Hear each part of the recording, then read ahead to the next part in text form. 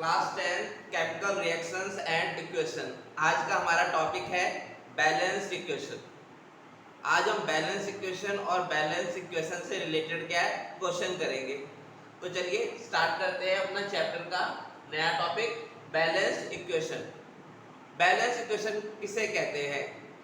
जब total number of atom reactant side और product side दोनों तरफ इक्वल होंगे तो इक्वेशन कैसी कहलाई जाएगी? बैलेंस इक्वेशन कहलाई जाएगी। और बैलेंस इक्वेशन किस लॉ के ऊपर बेस्ड है? यस, वो law of conservation of mass के ऊपर डिपेंड करती है। तो हमें डेफिनेशन वैसे तो हम पहले भी लिख चुके हैं, लेकिन हम फिर से डेफिनेशन लिखते हैं बैलेंस इक्वेशन की कि बैलेंस इक्वेशन किसे कहते हैं। when equal balance equation when equal number of atom on reactant side when equal number of atom on reactant side equal number of atom on reactant side when equal number of atom on reactant side and product side when equal number of atom on reactant side and product side जो reactant side और product side जो atoms है दोनों side कैसे है? Equal है। when equal number of atom on reactant side and product side then it is called balanced equation। तब उसको क्या क्या बोला जाता है? उसको बैलेंस्ड इक्वेशन बोला जाता है। then it is called balanced equation।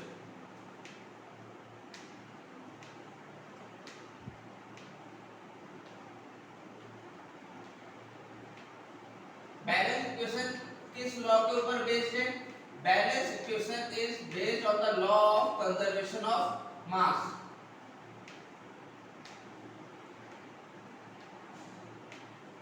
Is based on the law of conservation of mass. Law of conservation of mass balance equation इस लॉ के ऊपर बेस्ड है कि मास ना ही क्रिएट होगा ना ही डिस्ट्रॉय होगा। Law of conservation of mass, तो इसको याद रखिएगा। बैलेंस्ड इक्वेशन किसे कहते हैं? बैलेंस्ड इक्वेशन का मतलब जब equal number of atom reactant side और प्रोडक्ट साइड दोनों साइड इक्वल होंगे तो क्या कहलाया जाएगा? वो बैलेंस इक्वेशन कहलाया जाएगा। और बैलेंस इक्वेशन किस प्रिंसिपल के ऊपर बेस्ड है? किस लॉ के ऊपर बेस्ड है? Law of conservation of mass, जो क्या कहता है मास ना ही क्रिएट होगा ना ही डिस्ट्रॉय होगा। मतलब टोटल मास ऑफ रिएक्टेंट और टोटल मास ऑफ प्रोडक्ट दोनों साइड कैसा होगा? इक्वल होगा। अब हम आगे क्या करने वाले हैं? अब बैलेंस इक्वेशन से रिलेटेड हम क्या है क्वेश्चंस करने वाले हैं जो क्या है पेपर में आते हैं। ठीक है, इसको मैं रब कर देता हूं।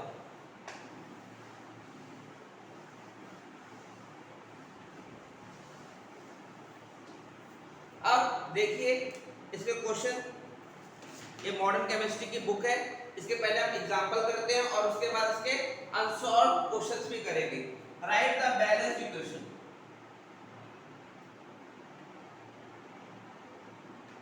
Right the balanced equation. हमको बैलेंस्ड इक्वेशन लिखनी है। Right the balanced equation for each of the following reaction. ये हमको यहाँ पे रिएक्शन दे रखी है, इसकी हमको बैलेंस इक्वेशन लिखनी है for each of the following reaction. अब यहाँ पे पहली रिएक्शन हम पढ़ते हैं, उसको फिर हम बैलेंस करेंगे। ये क्या है? स्टेटमेंट की फॉर्म में दे रखा है zinc metal react with aqueous। Zinc metal react with aqueous hydrochloric। Zinc metal aqueous का मतलब आप सभी को पता है। aqueous मतलब क्या होता है? जो वाटर में डिसॉल्व होता है। react with aqueous hydrochloric।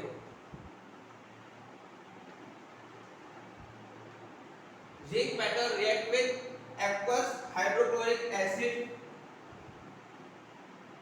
to produce, और क्या प्रोड्यूस कर रहा है? a solution of zinc chloride, a solution of zinc chloride, zinc chloride, zinc chloride produce कर रहा है एंड हाइड्रोजन गैस। अब वो कह रहा है इसकी केमिकल इक्वेशन लिखिए और इसको बैलेंस भी कीजिए। ये क्वेश्चन है कि जिंक मेटल रिएक्ट कर रहा है एक्वस हाइड्रोक्लोरिक एसिड के साथ और क्या प्रोड्यूस कर रहा है, जिंक क्लोराइड। यहाँ पे जिंक है, किसके साथ रिएक्ट कर रहा है, हाइड्रोक्लोरिक एसिड के साथ रिएक्ट कर रहा है और क्या फॉर्म कर रहा है, जिंक क्लोराइड फॉर्म हो रहा है और हाइड्रोजन गैस फॉर्म हो रहा है। तो इसको क्या है, सिंबल की फॉर्म में लिखना है। जिंक, जिंक को कैसे लिखा जाएगा, पहले केमिकल इक्वेशन लिखते हैं। Chemical equation,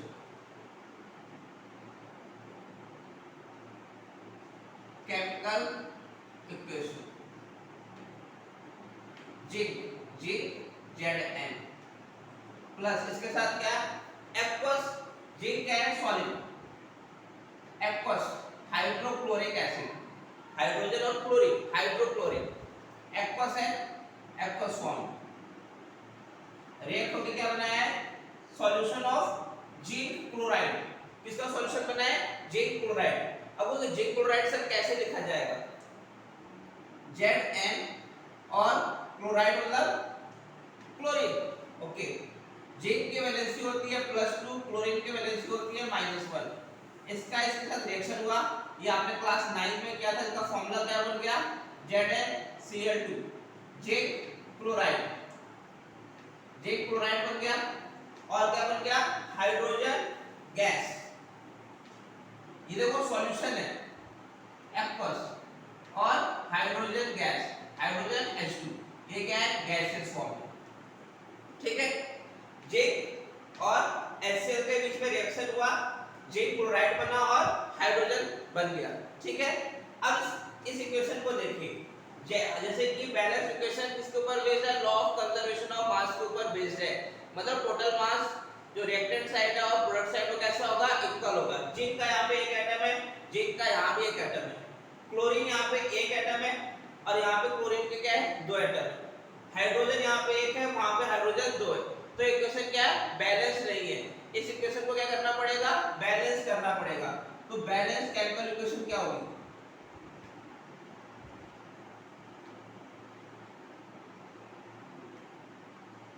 balance chemical equation, zinc HCl aqueous, ZnCl2 zinc chloride aqueous और H2 जो क्या है, गैसियस फॉर्म में है H2। हमने क्या देखा, जिंक, जिंक सेम है, क्लोरीन के 2 है और हाइड्रोजन के भी 2 है। ओके, हाइड्रोजन का यहाँ पे एक है, क्लोरीन का यहाँ पे, हमको 2 करने हैं तो हम यहाँ पे क्या 2 डाल देंगे। तो यहाँ पे हाइड्रोजन के भी 2 एटम हो गए, क्लोरीन के भी 2 एटम हो गए।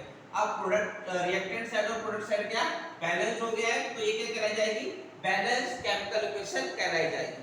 अब नेक्स्ट देखते हैं इसका फॉर्म, नेक्स्ट इक्वेशन देखते हैं, केमिकल रिएक्शन। ठीक है,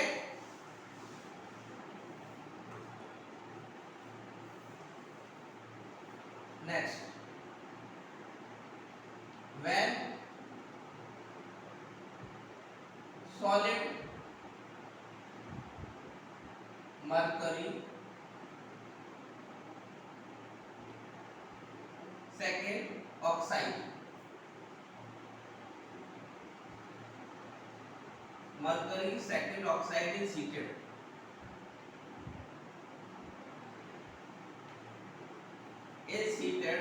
liquid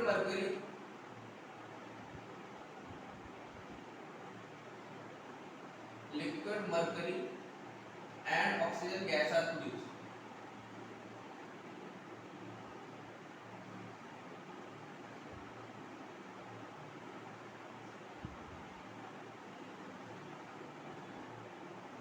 ठीक है, अब इसमें देखिए solid mercury, mercury second oxide, chemical reaction, जो केमिकल रिएक्शन हो रही है किसके बीच में हो रही है, आंसर मर्करी सेकंड, मर्करी को किससे लिखते हैं, Hg से लिखते हैं oxygen oxide, okay, mercury second. तो अगर मरकरी ऑक्साइड लिखना है तो Hg के ऊपर और ऑक्सीजन इनके ऊपर भी 2 आएगा, इसके ऊपर भी 2 आएगा। अब इस तरीके से क्या बन के क्या हो जाएगा Hg2O2, और ध्यान रखिए यहाँ पे 2 का यहाँ भी 2 है, तो ये कैसा हो जाता है, कैंसिल हो जाता है। तो अगर मरकरी ऑक्साइड लिख रहे हैं इट मींस HgO, ये क्या है हमारा मरकरी ऑक्साइड, किस फॉर्म में है, सॉलिड फॉर्म में है, तो हमने सॉलिड लिख दिया, एसिड डोनेट कर दिया। जब इसको हीट किया गया तो मरकरी फॉर्म हुआ Hg, लिक्विड फॉर्म, और ऑक्सीजन गैस फॉर्म हुई, गैसियस फॉर्म। अब हम क्या देख रहे हैं Hg ऑक्सीजन एक है, यहाँ पे ऑक्सीजन 2 है, तो रिएक्शन कैसी, बैलेंस नहीं है। हमको क्या करना पड़ेगा, बैलेंस करना है, बैलेंस केमिकल रिएक्शन।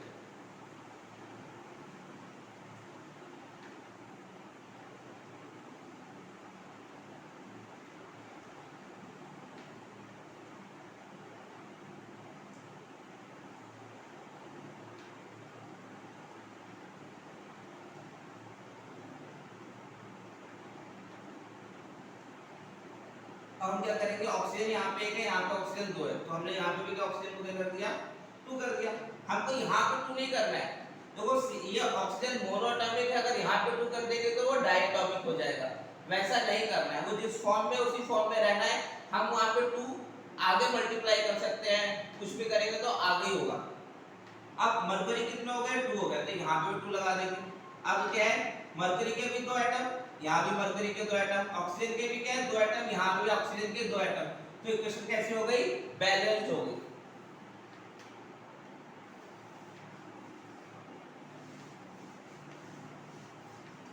नेक्स्ट इसका aqueous solution.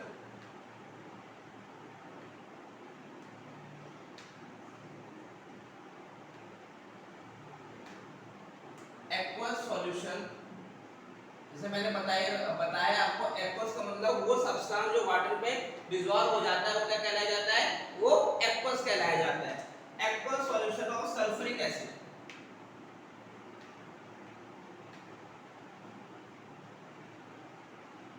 aqueous solution of sulfuric acid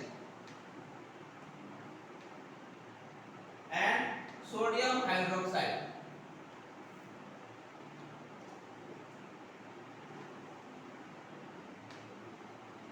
sodium hydroxide react to form aqueous, react to form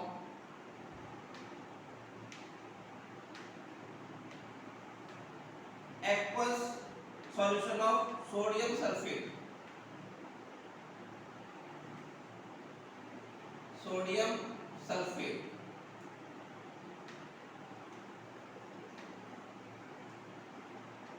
and water। aqueous solution of sulfuric acid,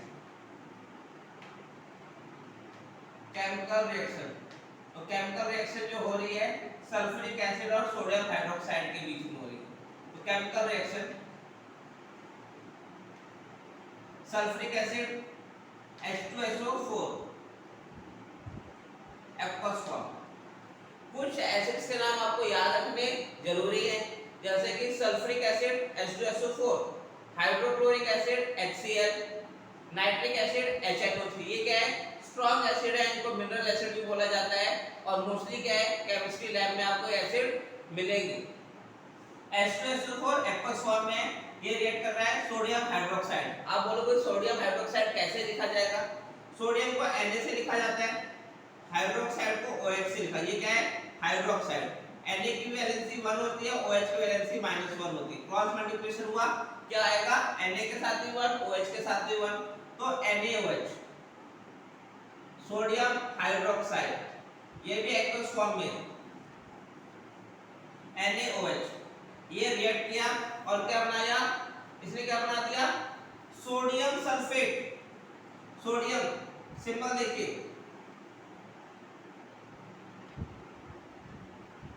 symbol यहाँ पे सोडियम का क्या सिंबल है Na, sulphate को किससे लिखते हैं SO4। आपने 9th क्लास में एक टेबल थी, इसमें आपको क्या है ये दे रखे, और अगर आपने मेरे पिछले वीडियो देखे होंगे केमिकल रिएक्शन और इक्वेशन से रिलेटेड, तो मैंने उनकी वैलेंसी भी लिखी है। वैलेंसी, सोडियम की वैलेंसी होती है 1, सल्फेट की वैलेंसी होती है -2, क्रॉस मल्टीप्लिकेशन हुआ तो फॉर्मूला क्या बन गया, फॉर्मूला बन गया Na2SO4। ये क्या है हमारा सोडियम सल्फेट Na2SO4, ये हमारा सोडियम सल्फेट है। और वाटर, वाटर का फॉर्मूला सभी को पता है H2O। अगर यहाँ पे मैं रब कर देता हूँ, सोडियम सल्फेट क्या एक्वस है और वाटर, वाटर बोला है मींस लिक्विड स्टेट में, ठीक है। तो हमने क्या देखा H2SO4, जिसको हम क्या बोलते हैं सल्फ्यूरिक एसिड बोलते हैं, सोडियम हाइड्रोक्साइड के साथ रिएक्ट किया, सोडियम सल्फेट बनाया और वाटर बना दिया। अब हमको देखना है कि ये बैलेंस इक्वेशन है कि नहीं है। यहाँ पे H2 कितने हैं 2, यहाँ पे हाइड्रोजन कितने हैं 3, तो 3 हाइड्रोजन के एटम, वहाँ पे हाइड्रोजन के एटम कितने हैं 2 है, बैलेंस नहीं है। सल्फर 1 है, ऑक्सीजन सल्फर वहाँ भी 1, ऑक्सीजन 4, ऑक्सीजन ये भी है 5, ऑक्सीजन के वहाँ भी 5 है, सोडियम यहाँ पे 1 है, वहाँ पे सोडियम 2 है। तो हम क्या देख रहे हैं, प्रॉब्लम कहाँ पे आ रही है, प्रॉब्लम इसके साथ आ रही है और सोडियम के साथ आ रही है। तो अब हम क्या करें बैलेंस इक्वेशन बनाने के लिए, अगर आप यहीं पे देखिए, आप कहोगे सर सोडियम यहाँ पे 1 है, यहाँ पे सोडियम 2 है, तो अगर हम यहाँ पे सोडियम 2 कर देते हैं, रफली समझ लीजिए, तो सोडियम के 2 हो गए, सोडियम के 2 हो गए। सल्फेट अब कहते हैं आप क्या कर रहे हो सर, सोडियम के तो आपने बैलेंस कर दिए, लेकिन आप ऑक्सीजन के कितने हो गए 4, 2 6, सोडियम के कितने हो गए 6 हो चुके, ओ सॉरी ऑक्सीजन के कितने हो गए 6 हो चुके, 4 ये और 2 वो, मतलब 6 एटम्स हो गए, ऑक्सीजन के हो गए। तो अब यहाँ पे तो सिर्फ 5 ही है, तो आपको क्या करना पड़ेगा, यहाँ भी आपको 2H2O लेकर आना पड़ेगा। आपने कहा सर आपने सोडियम भी बैलेंस कर दिया, ऑक्सीजन भी बैलेंस कर दिया, तो वो तो ठीक है। अब हाइड्रोजन कितने हैं 2, 2 4 हो गए, यहाँ भी आपको क्या है 4 हाइड्रोजन दिखाई दे रहे हैं। सोडियम, सोडियम के भी 2 हो गए, ऑक्सीजन के भी हो गए, सल्फर, सल्फर का 1 है, सल्फर का वहाँ भी 1 है, तो इट मींस यहाँ पे 2। अब देखो यहाँ पे फिर से देख लीजिए आप, अब ये हम यहाँ पे लिखते हैं बैलेंस केमिकल इक्वेशन,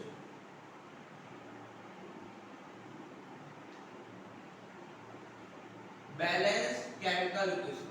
इस तरीके से क्वेश्चन आते हैं जहां पे आपको ध्यान रखना है रिएक्टेंट साइड के एटम और प्रोडक्ट साइड के एटम कैसे होने चाहिए, बैलेंस होने चाहिए। H2SO4 aqueous NaOH sodium hydroxide, ये भी क्या एक्वस फॉर्म में है, मतलब वाटर में डिसॉल्व होता है, Na2SO4 एक्वस, और ये वाटर जो लिक्विड स्टेट में।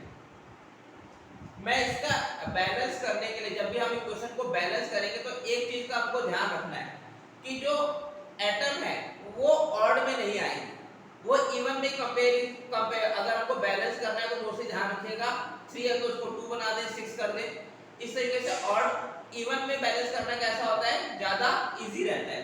अब जैसे हाइड्रोजन के 2 एटम है, हाइड्रोजन के 2 एटम है, सल्फर का 1 एटम था, एक था, ऑक्सीजन में क्या डिस्टर्बेंस आया, ऑक्सीजन में 5 था, वहां भी 5 ही था, फर्क हमारे लिए क्या है, हाइड्रोजन के 3 थे और वहां पे हाइड्रोजन के 2 थे। अब हाइड्रोजन के 3 और हाइड्रोजन के 2, इसमें हमको प्रॉब्लम होने लग गई। और दूसरी प्रॉब्लम हुई क्या, ऑक्सीजन के 5, ऑक्सीजन के 5 और सोडियम के यहाँ पे 1 है, यहाँ पे सोडियम के 2 है, तो हमने यहाँ पे बैलेंस किया, 2Na लगा दिया। 2Na जैसे ही लगाया तो हमने क्या देखा, 2 नाइट्रोजन कह रहा हूँ, सोडियम के 2 एटम्स कैसे हो गए, रिएक्टेंट साइड और प्रोडक्ट साइड बैलेंस हो चुके हैं। अब ऑक्सीजन के एटम देखे हमने 2O है, इट मींस ऑक्सीजन के 2 एटम यहाँ पे, 4 एटम यहाँ पे, तो ऑक्सीजन के कितने एटम है 6। अब यहाँ पे सिर्फ 5 ही एटम है, यहाँ पे 6 बता रहे हो, यहाँ पे 5 आ रहे हैं, ये बैलेंस तो होगा नहीं। तो बैलेंस करने के लिए आप यहाँ भी 2 आपने जोड़ दिए। अब आप कह रहे हैं अब करके देखिए, सोडियम के बैलेंस के बाद हमने ऑक्सीजन के देखिए 6, यहाँ पे 4 थे, यहाँ भी 6 हो गए। अब हाइड्रोजन के बैलेंस के बारे में बात करते हैं, हाइड्रोजन के 2, हाइड्रोजन के 4, यहाँ पे हाइड्रोजन के 4 हो गए, सल्फर एक यहाँ पे था, सल्फर एक अभी यहाँ पे भी है, तो इसका मतलब इक्वेशन कैसी हो गई, बैलेंस इक्वेशन हो गई। अगला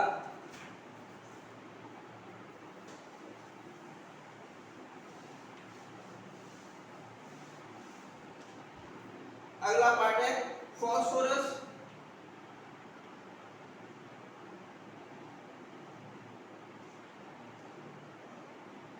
phosphorus bonds in chlorine gas,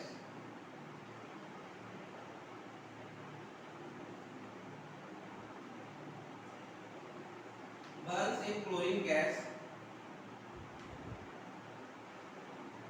to form phosphorus pentoxide. क्या बनाता है, फास्फोरस पेंटाऑक्साइड बनाता है।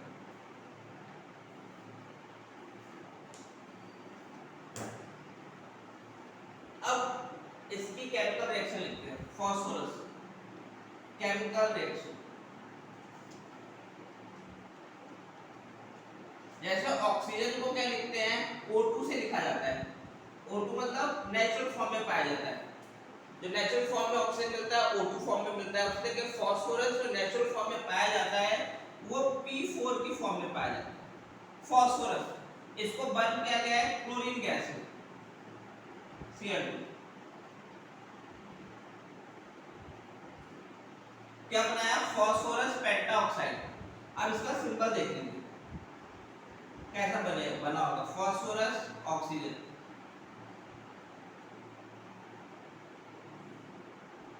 वैलेंसी,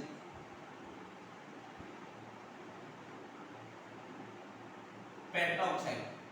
हमको पता है वैलेंसी 2 होती है, ये जो फास्फोरस की वैलेंसी 5, पेंटाऑक्साइड है तो क्या हो गया P2O5, ये हमको वैलेंसी मिल गई पेंटाऑक्साइड। ये क्या है, इस तरीके से हमको ये वैलेंसी मिल जाती है। इसके बाद हमको और कौन सा टॉपिक करना है,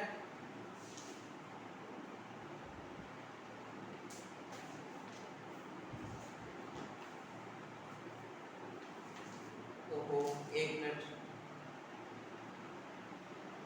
क्लोरीन गैस के साथ रिएक्शन थी, मेरा थोड़ा सा गलत हो गया है।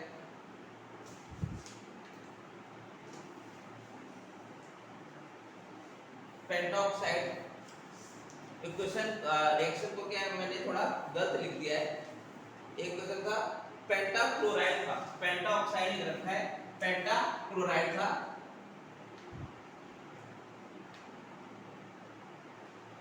पेंटाक्लोराइड, पेंटाक्लोराइड मतलब PCl5, पेंटाक्लोराइड, पेंटा मतलब 5, ये मिल गया। अब P4 है, Cl2 है, PCl5। अब इसको क्या बैलेंस करना है, बैलेंस केमिकल रिएक्शन।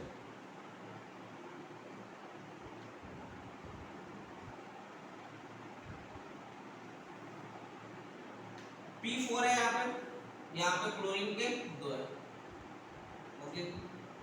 अब हमको इसको बैलेंस करना है।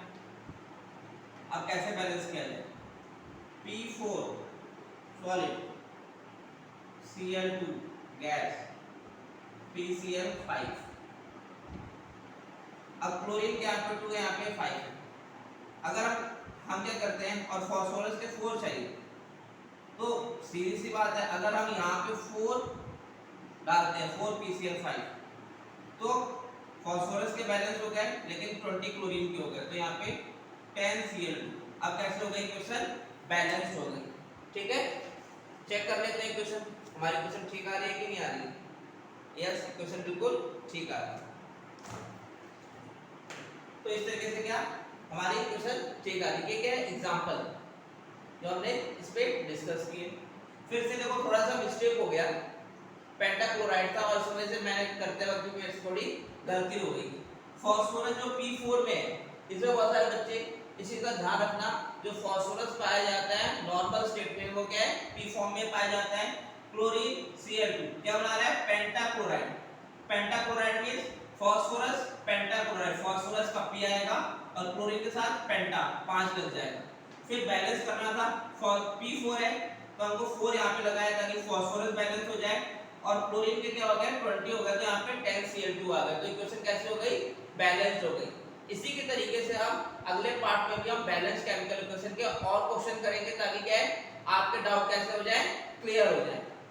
आज के लिए इतना ही।